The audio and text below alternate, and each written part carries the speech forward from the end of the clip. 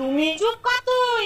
শোন, সবসময় বউর আঁচলের তলায় থাকবি না। বউ যেটা বলবে তার বিপরীত কাজটা করবি, তাহলে বউকে শাসনে রাখা যায়, বুঝেছিস? ঠিক আছে। দাঁড়াও বুড়ি, ছেলেকে কুপরামর্শ দিয়া দেখাচ্ছি।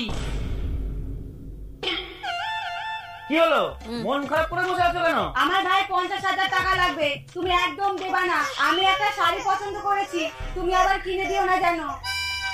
আর বাড়িতে কিন্তু কাজের লোকের কোনো দরকার নেই, তুমি আবার ওস্তাদি করে রেখে দিও না জানো। মা, আমি একদম তোমার কথা মতো চলেছি। মানে? তোমার বৌমা বলেছিল ওর ভাইকে 50,000 টাকা দিতে না, আমি দিয়ে দিয়েছি। আর বলেছিল ওর একটা শাড়ি পছন্দ হয়েছে, ওটা যেন আমি কিনে না দিই, কিন্তু ওটা আমি কিনে দিয়েছি। আর বলেছে আমাদের বাড়িতে কাজের লোক রাখতে না, কিন্তু আমি কাজের লোক ঠিক করে এসেছি, কালকে থেকে কাজে আসবে। আরে গাধা,